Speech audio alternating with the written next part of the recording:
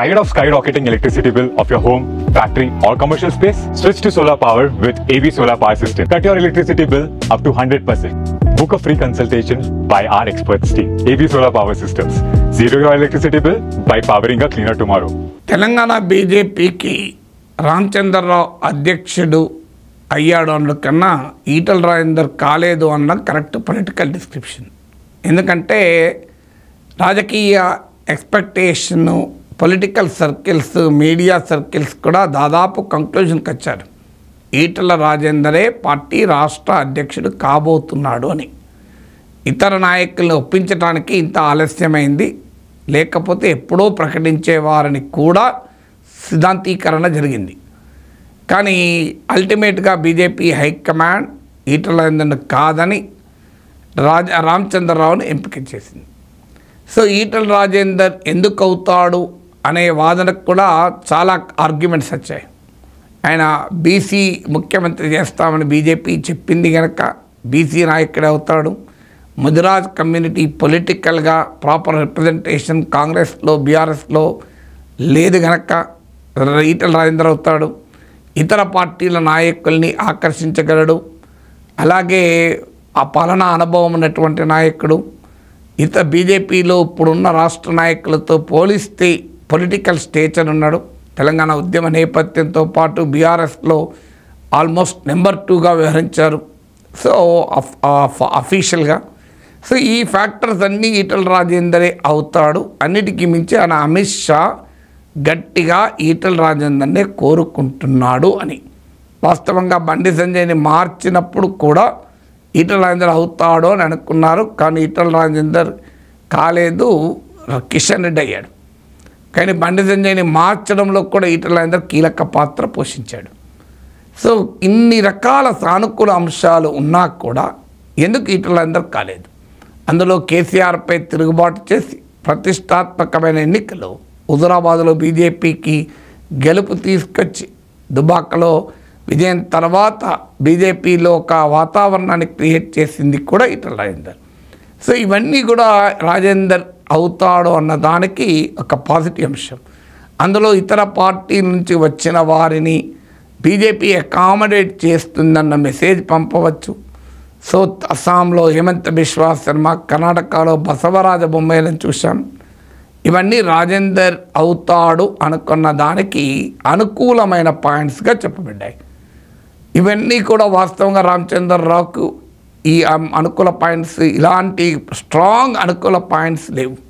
ఆయనకున్న స్ట్రాంగ్ అనుకూల point loyalty to the party, loyalty to the ideology. ముఖ్యంగా party Sangh పరివార్లో విద్యార్థి దశ నుంచి ఉండి ఎదిగి వచ్చిన నాయకుడు. ఆయన ప్రత్యేకత గురించి ఆయన ఎందుకు ఎంపిక అయ్యాడన్న సంగతి మరోసారి మాట్లాడదాం. ఎందుకంటే ఆయన రేపు ఫార్మల్గా ఎన్నికైన తర్వాత కూడా మాట్లాడవచ్చు. కానీ ఇవాళకి స్టోరీ ఏంటంటే ఎక్కడ ఈటల రాజేందర్ లెక్క తప్పింది. సో ఆయన లెక్క తప్పడానికి మొదటి కారణం ఏంటంటే బీజేపీలో ఈటల రాజేందర్ కావాలి అనే దానికి అనుకూల అంశాలు ఉన్నప్పటికీ కూడా ఆయనను వద్దనుకునేవారు చాలామంది అయ్యారు. వాళ్ళలో ఎవరు కావాలి అనే దాంట్లో ఏకాభిప్రాయం లేకపోవచ్చు, కానీ రాజేందర్ వద్దనే దాంట్లో మాత్రం ఏకాభిప్రాయం ఉంది. ఒక రకంగా బీజేపీలో Etela Rajender versus rest of బీజేపీగా నడిచింది. సో మరి అందరూ వ్యతిరేకమని నేను అనడు, కానీ ఒక మేజర్ లీడర్షిప్ ఈటల రాజేందర్ అభ్యర్థిత్వాన్ని అంగీకరించలే. అందులో బండి సంజయ్ లాంటి నాయకులు ఎట్టి పరిస్థితుల్లో అంగీకరించరు. ఎందుకంటే బండి సంజయ్ని పార్టీ రాష్ట్ర అధ్యక్ష పదవి నుంచి తప్పించడంలో ఈటల రాజేందర్ క్యాంపెయినే కీలక పాత్ర పోషించింది కనుక. సో అందువల్ల బండి సంజయ్ కాదు, ఈవెన్ ఆర్ఎస్ఎస్ కూడా ఈటల రాజేందర్ను అంగీకరించలేదు అని కూడా వార్తలు వచ్చాయి. ఇవేవి నేను సొంతగా చెప్తున్నది ఏం లేదు, మీడియాలో వచ్చిన ఇవన్నీ కథనాలు వస్తూనే ఉన్నాయి గత కొన్ని నెలలుగా. అందువల్ల ఈటల రాజేందర్కు స్ట్రాంగ్ కంటెండర్ అయినప్పటికీ కూడా ఆయనను వ్యతిరేకించేవారు చాలామంది ఉండడం, వారిలో వారికి ఏకాభిప్రాయం లేకపోయినా ఈటల రాజేందర్ వద్దు అనే దాంట్లో ఏకాభిప్రాయం ఉండడం రాజేందర్ అవకాశాలను దెబ్బతీసింది. ఎప్పుడు కూడా రాజకీయాల్లో అన్క్వశ్చనబుల్ లీడర్స్ కూడా ఈ రకమైన సవాళ్ళను ఎదుర్కొంటూ ఉంటారు. అందులో ఈటల రాజేందర్కు వ్యతిరేకంగా ఒక బలమైనటువంటి వర్గము, బలమైనటువంటి ఒక కరెంట్, పొలిటికల్ కరెంట్ బీజేపీలో ఉండడం ఒక ముఖ్యమైన రీజన్. ఇది మొదటిది. రెండవది, బీజేపీ బీఆర్ఎస్ కలుస్తాయి అన్న సిగ్నల్ బీజేపీని భారీగా దెబ్బతీసింది 2023 అసెంబ్లీ ఎలక్షన్స్. బండి సంజయ్ని మార్చడము, కవితను అరెస్ట్ చేయకపోవడము క్లియర్గా బీఆర్ఎస్తో బీజేపీ ఫైట్ చేయదు అన్న సిగ్నల్ పోయింది. అది కాంగ్రెస్కు ఉపయోగపడ్డది, రేవంత్ రెడ్డికి ఉపయోగపడ్డది. ముఖ్యంగా ఎన్నికలకు ముందు కన్విన్స్ చేయలేకపోయారు ఓటర్లను. బీజేపీ జాతీయ కార్యవర్గ సభ్యులు ప్రతి నియోజకవర్గానికి వెళ్ళి తిరిగి వచ్చి పార్టీకి చెప్పింది, మేము ఎక్కడికి పోయినా 2 పోస్టులు అడుగుతున్నారు, బండి సంజయ్ని ఎందుకు మార్చారు, కవితను ఎందుకు అరెస్ట్ చేయలేదని. అందువల్ల బీఆర్ఎస్తో కలిస్తే బీఆర్ఎస్తో సాఫ్ట్ కార్నర్ ఉంటారు అనే సంకేతము బీజేపీని దెబ్బతీస్తుంది. ఇటీవల కవిత ఆల్రెడీ బాంబు పేల్చి ఉన్నారు. బీఆర్ఎస్ను తీసుకెళ్లి బీజేపీలో విలీనం చేస్తారని, బీజేపీతో బీఆర్ఎస్ కలుస్తుందని ఆమె వ్యతిరేకించారు. సో ఈటల రాజేందర్ వాస్తవంగా కేసీఆర్పై తిరుగుబాటు చేసి వచ్చిన నాయకుడు. అందువల్ల ఆయన స్ట్రాంగెస్ట్ యాంటీ బీఆర్ఎస్గా ఉండాలి. ఎవరైనా కలుస్తారు కానీ ఈటల కలవడు బీఆర్ఎస్తో అనే వాతావరణం ఉండాలి. కానీ ఆయన ఇటీవల వ్యవహరించిన తీరు చాలా విమర్శలకు కారణమైంది. కాళేశ్వరం విచారణ సందర్భంగా ఆయన తీసుకున్న వైఖరి, కేసీఆర్ను బీజేపీ టార్గెట్ చేస్తుంటే ఈటల కేసీఆర్ను కాపాడాడు, కేసీఆర్ను డిఫెండ్ చేశాడు. ఆల్రెడీ హరీష్ రావుతో రహస్యంగా సమావేశమయ్యాడు, కేసీఆర్తో మాట్లాడాడని. అఫ్కోర్స్ దాన్ని హరీష్ రావు ఖండించాడు, రాజేందర్ ఖండించాడు. రాజకీయాల్లో ఖండించినా కూడా ఒక నరేటివ్ పర్సెప్షన్ వెళ్ళినాక అంత తొందరగా వెనక్కి రాదు. కాళేశ్వరం పైన ఈటల రాజేందర్ ఎక్కడా నేను నా మాటలు వక్రీకరించారు అని చెప్పలే. స్ట్రాంగ్లీ ఈ స్టడీస్ గ్రౌండ్. సో ఒక రకంగా ఇది కేసీఆర్ను సేవ్ చేసే వైఖరి ఈటల తీసుకున్నాడు. ఇది అని బీజేపీలో తీవ్రమైన విమర్శలు వచ్చాయి. అంతర్గత మీటింగ్లో, ఇంటర్నల్ మీటింగ్స్లో కూడా బాగా రైజ్ అయిందని రాజకీయ వర్గాలలో వస్తున్న వార్త. సో ఇదేంటి, మనమేమో కేసీఆర్ పైన ఇంత పోరాడుతుంటే రాజేందర్ ప్రో కేసీఆర్ స్టాండ్ తీసుకోవడం ఏంటి, కాళేశ్వరం పైన కేసీఆర్కు ఉపయోగపడే స్టాండ్. అఫ్కోర్స్ రాజేందర్ వర్షన్ రాజేందర్కు ఉండొచ్చు, అది నిజం కనుక నేను చెప్తున్నానని. పాలిటిక్స్లో నిజం చెప్పకూడదు, నిజమా అబద్ధమా అన్నది ముఖ్యం కాదు. పాలిటిక్స్లో పార్టీకి అనుకూలమైన వైఖరి చెప్పారా లేదా అన్నది ముఖ్యం. నేనేమి ఈటలందరూ కాళేశ్వరం కమిషన్ చెప్పింది తప్పు ఒప్పు అని నిర్ధారణకు రావడం లేదు. అది తప్ప ఒప్ప ఇమ్మెటీరియల్, పార్టీకి అనుకూలమైన నరేటివ్నా కాదా అన్నదే కీలకం. అందువల్ల బీఆర్ఎస్తో ఈటల ఇటీవల కేసీఆర్ పట్ల వ్యవహరించిన తీరు కూడా రాజేందర్ అవకాశాలను దెబ్బతీసింది. మూడవది ఈ 2 కేసులు, కాళేశ్వరము, టెలిఫోన్ ట్యాపింగ్. ఈరోజు తెలంగాణ రాజకీయాల్లో ఒక తుఫాన్. సో బీఆర్ఎస్ను కార్నర్ చేయడానికి, కేసీఆర్ను దోషిగా నిలబెట్టడానికి కాంగ్రెస్ వాడుతున్న బలమైన ఆయుధాలు. సో కేసీఆర్పై కాంగ్రెస్ ప్రయోగిస్తున్న ఈ బలమైన ఆయుధాలలో కొలెటరల్ డ్యామేజ్ ఈటల రాజేందర్. ఎందుకు కొలెటరల్ డ్యామేజ్ అంటే, నీ టార్గెట్ ఒకరైతే అది పక్కనే ఉండడం వల్ల వాళ్ళకు కూడా కొంత నష్టం జరుగుతుంది. ఇప్పుడు ఈటల రాజేందర్ కూడా ఆ టైంలో ఆర్థిక మంత్రిగా ఉండడం వల్ల, ఇన్ఫ్లుయెన్షియల్ లీడర్గా ఉండడం వల్ల, మంత్రిగా ఉండడం వల్ల ఆయన కాళేశ్వరం ఎపిసోడ్లో తప్పించుకోలేడు, టెలిఫోన్ ట్యాపింగ్ను కూడా తప్పించుకోలేడు. ఆయనకు ప్రత్యక్షంగా సంబంధం ఉందా లేదా అనేది ఇష్యూ కాదు. పొలిటికల్ రైవల్స్ అటాక్ చేసడానికైతే కొలెటరల్ డ్యామేజ్కి అయితే ఉపయోగపడుతుంది. ఇది మూడవది. నాలుగవది, ఎలక్షన్స్ టైం వరకు ఏ నాయకుడిని ఎంపిక చేయొచ్చు. చాలామందికి వస్తున్న అనుమానం ఏంటంటే, బీజేపీ హైకమాండ్ 2028లో అసెంబ్లీ ఎన్నికలు జరిగితే, లేదు 2029లో జమిలీ జరిగితే బండి సంజయ్ను తీసుకురావచ్చు అని. ఎందుకంటే బండి సంజయ్ని మార్చడం వల్ల నష్టపోయామన్నది సర్వత్రా బీజేపీలో ఉన్న అభిప్రాయం. సో బీజేపీ జాతీయ నాయకత్వం చేజేతులా చేసుకున్న పొరపాటు. అదే జరిగి ఉండకపోతే తెలంగాణ రాజకీయ ముఖ చిత్రమే ఇంకో రకంగా ఉండేది అని. సో అందువల్ల ఇప్పుడు మళ్ళీ బండి సంజయ్ని వెంటనే పెడితే హైకమాండ్ తను తప్పు ఒప్పుకున్నట్టే అవుతుంది.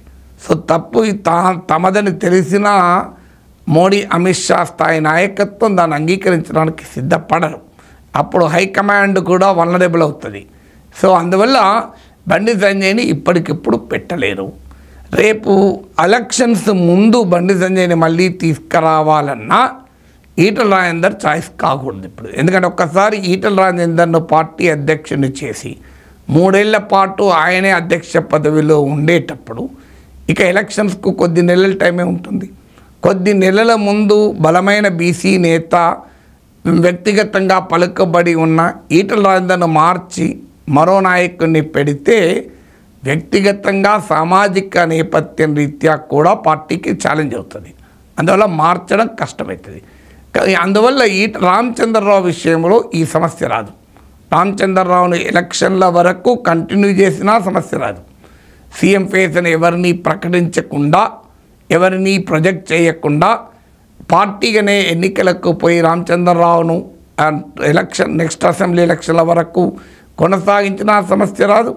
ఆయనను మార్చి బండి సంజయ్నో లేదా అప్పటి వరకు మరో బలమైన నాయకుడు ఎమర్జ్ అయితే ఆయన పెట్టిన ఏ అభ్యంతరం ఉండదు.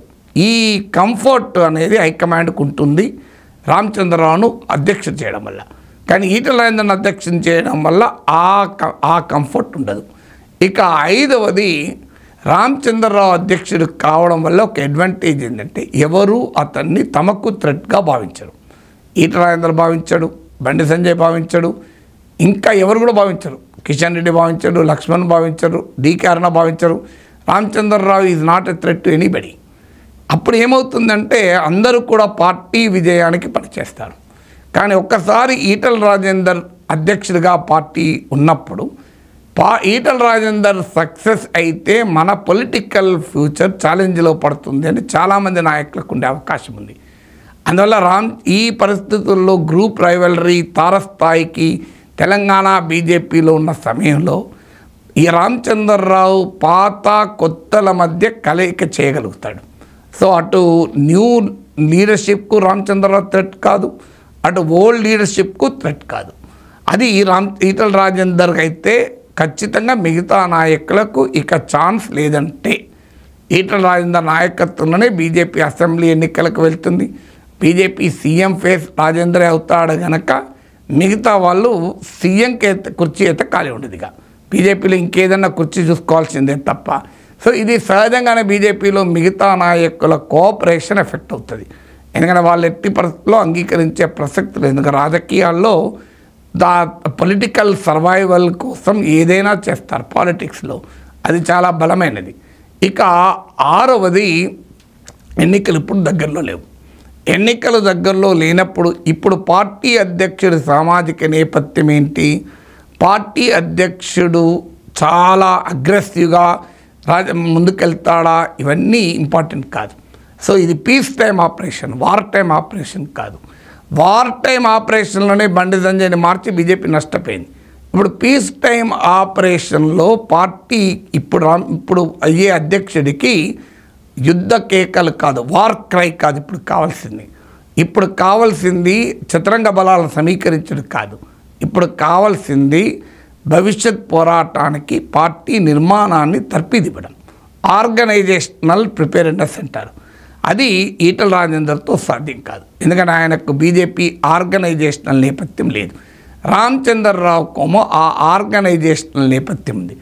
ఇది అందువల్ల పార్టీని ఇప్పుడు బ్యాటిల్ ఫీల్డ్కు నడిపించే సమయం కాదు కనుక ఇప్పుడు పీస్ టైం ఆపరేషన్లో ఈటల రాజేందర్ అవసరము లేదు అని భారతీయ జనతా పార్టీ నాయకత్వం భావించవచ్చు. 7వది ఈటల రాజేందర్ అధ్యక్షుడైనప్పుడు చాలా ఎక్స్పెక్టేషన్స్ బీజేపీ అతనిపైన పెట్టుకుంది. అతను రావడం వల్ల ఇతర పార్టీ నుంచి పెద్ద ఎత్తున బీజేపీలో చేరుతారు. ఆయనకున్న కాంటాక్ట్స్ రీత్యా బీఆర్ఎస్ నుంచి మరీ ముఖ్యంగా తీసుకొస్తాడనుకున్నారు. ఇంట్రెస్టింగ్ ఏంటంటే ఇప్పుడు బీఆర్ఎస్ నుంచి బీఆర్ఎస్ నుంచి కానీ కాంగ్రెస్ నుంచి కానీ ఆయనను ఈటల రాజేందర్ను చేరికల కమిటీ నాయకుడిగా పెట్టినా కూడా ఎవరు రాలే. ఇది ఒక మేజర్ డెవలప్మెంట్. రాకపోగా రాజగోపాల్ రెడ్డి, వివేక్ లాంటి వాళ్ళు వెళ్ళిపోయారు కూడా. సో అందువల్ల పొలిటికల్ ఎక్స్పెక్టేషన్స్ను మీట్ కాలేకపోయాడు ఈటెల రాజేందర్. అలాగే మీకు కేసీఆర్ కుంభకోణాన్ని బయట పెడతాడు. బీజేపీకి యాంటీ కేసీఆర్ ఫైట్లో ఈటెల రాజేందర్ ఒక పెద్ద అసెట్ అవుతారని అనుకున్నారు, అది జరగలే. సో అందువల్ల ఈటెల రాజేందర్ పైన భారతీయ జనతా పార్టీ పెట్టుకున్న ఎక్స్పెక్టేషన్స్ కూడా నెరవేరకపోవడం రాజేందర్కు నెగిటివ్గా మారింది. 9వది బీజేపీ హిందుత్వ పాలిటిక్స్తో పూర్తి స్థాయిలో ఐడెంటిఫై కాలేకపోవడం. ఈటెల రాజేందర్ వ్యూహాత్మకంగా బీజేపీలో చేరినా చాలామంది వ్యూహాత్మకంగా రాజకీయ అవసరాల కొరకు, ప్రయోజనాల కొరకు చేరుతారు.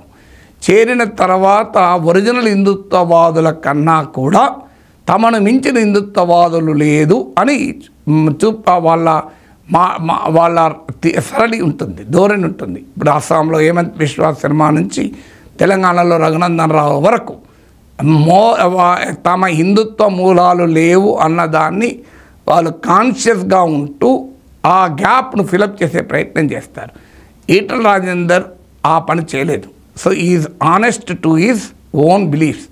సో ఆయన రాజకీయ అవసరాల రీత్యా బీజేపీలో చేరినా బీజేపీ హిందుత్వ పాలిటిక్స్ను కంప్లీట్గా ఈటెల రాజేందర్ ఎంబ్రేస్ చేసుకోలేదు.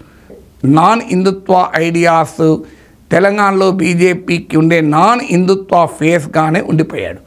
అందుకే బీజేపీ నాన్ హిందుత్వ ఫేస్ కనుకనే ఈటెల రాజేందర్ను పెడతారని కూడా స్పెక్యులేషన్ వచ్చింది. ఎందుకంటే హిందుత్వ ఓట్లు ఎలాగో వస్తాయి కనుక నాన్ హిందుత్వ ఓట్ రావటానికి రాజేందర్ ఉపయోగపడతాడని.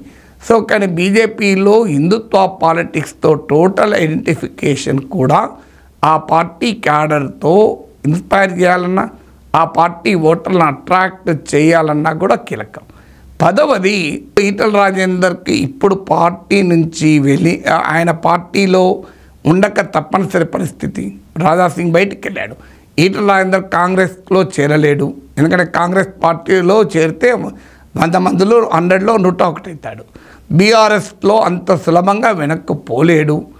బీఆర్ఎస్లో వెనక్కు పోయినా క్రెడిబిలిటీ క్వశ్చన్ అవుతుంది. అందువల్ల ఈటెల రాజేందర్ను పార్టీ ప్రెసిడెంట్ చేయకపోయినా ఆయన డ్యామేజ్ చేయగలిగేది కూడా బీజేపీకి పెద్దగా ఉండదు. అనివార్యంగా ఆయన బీజేపీలో అసంతృప్తితో కూడా ఉండక తప్పదు. ఎందువల్ల ఒక పార్టీ నాయకునికి పదవి ఇవ్వకపోతే ఆయన డ్యామేజ్ చేసే ప్రమాదం ఉంటుంది అనుకున్నప్పుడు ఇవ్వక తప్పదు. ఆ ప్రమాదం కూడా లేదని హైకమాండ్ గుర్తించింది. అందువల్ల ఈటెల రాజేందర్ లెక్క తప్పటానికి ఈ 10 కారణాలు కనబడుతున్నాయి.